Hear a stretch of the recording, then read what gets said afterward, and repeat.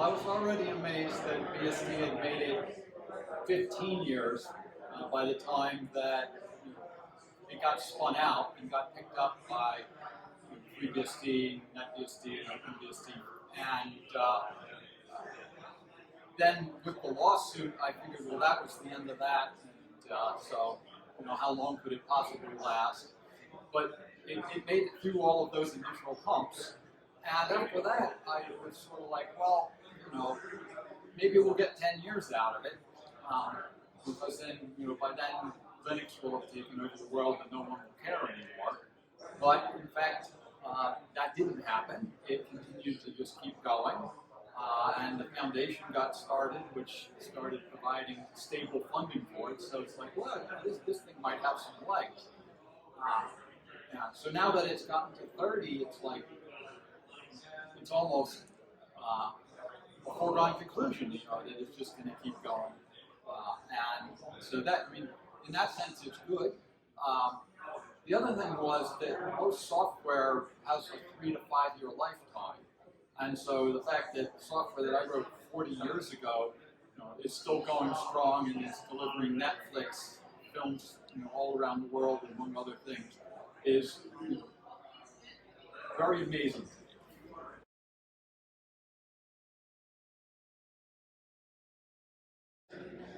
That's actually a really good question. One of my goals especially when I was working with the foundation, was to try and set up an organization or a structure that would outlast me, so that when I'm not there to niggle with it, it's still going to keep going. And so my hope is that the structure is in fact there, and that 30 years from now, someone's going to still be standing here being excited about the fact that it's gotten to 60. I'm Chris Amos. I'm the Senior System Analyst for Commissionaires here in the Ottawa Division. We are a not-for-profit organization that specializes in reintegrating veterans from military service and RCMP service here in Canada back into the regular workforce. I have been, listening to the original Tech Snap by Alan Jude and Chris Fisher, and then BSD Now. I've been following them for the entire run of their show.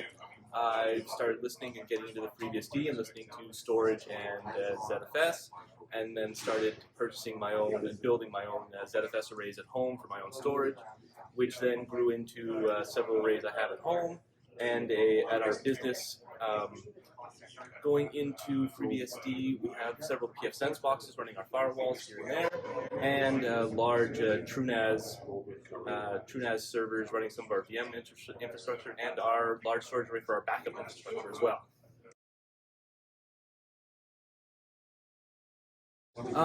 I have really enjoyed the stability of it.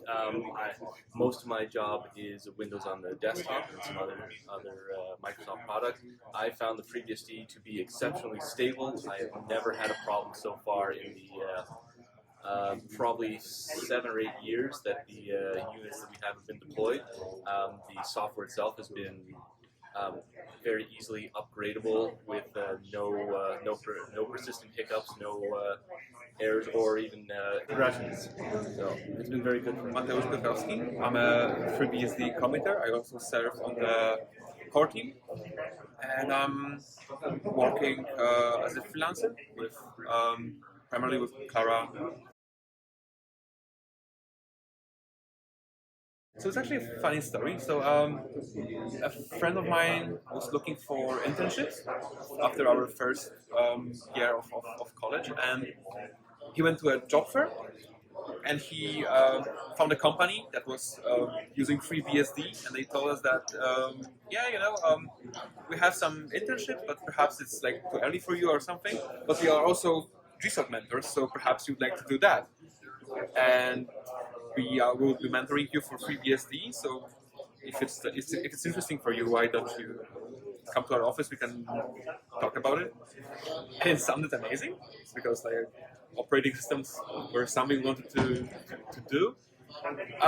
And that's how we got started with it, and that's how I got started with it. So we spoke with our future mentors about it, And I said, yeah, here are some example projects you may want to write your proposal about.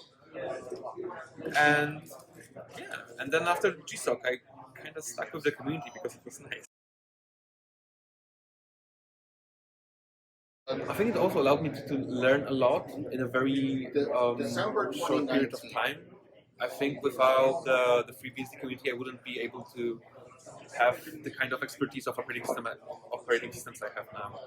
So in that way, it saved me time. I'm Jude. I'm the ZFS engineering manager at Spark. In the very late 90s, I was first learning to be a system administrator, and having to give FreeBSD a try, I found it much more suited to my tastes. Things were a lot more prescriptive, and there was a lot more documentation to be excited from. And just in general, once I learned how to do something, that knowledge has lasted me 20-something years and still applies, and things don't keep changing out from underneath me.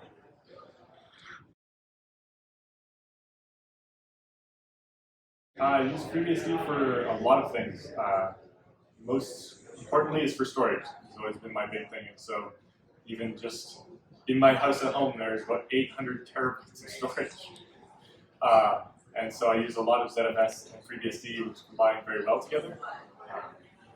Having personally did some of the work to make it so, I'm very fond of the way that ZFS is integrated into FreeBSD's installer and bootloader, but also just the way that features like FreeBSD's containerization system are integrated with ZFS and make a very good set of building blocks to build anything, whether that's servers that we can update in bulk by making one image and replicating it to many servers, or building an appliance to do video transcoding, or building whatever it is we need to build.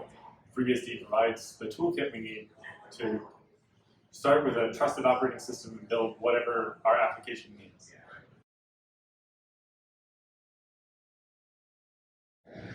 I think one of the most interesting things for me is the way the container system has a kind of two-way mirror.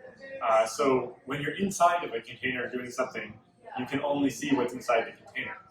But when you're the administrator on the host system from the outside, you can see what's happening inside the container. Kind of like the two-way mirror you would see in like a police interview room on a TV show. I got started with FreeBSD right about here. It was the fall of '95, and I was working for an internet service provider, and FreeBSD was the only thing that survived the load.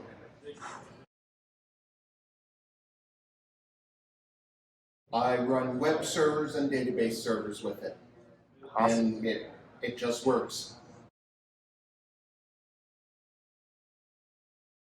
Everybody knows ZFS, of course, so I can't say that. I'm going to go with Coudrier because it lets you build your own ports and packages exactly the way you want them. And that is extremely useful for specialized environments.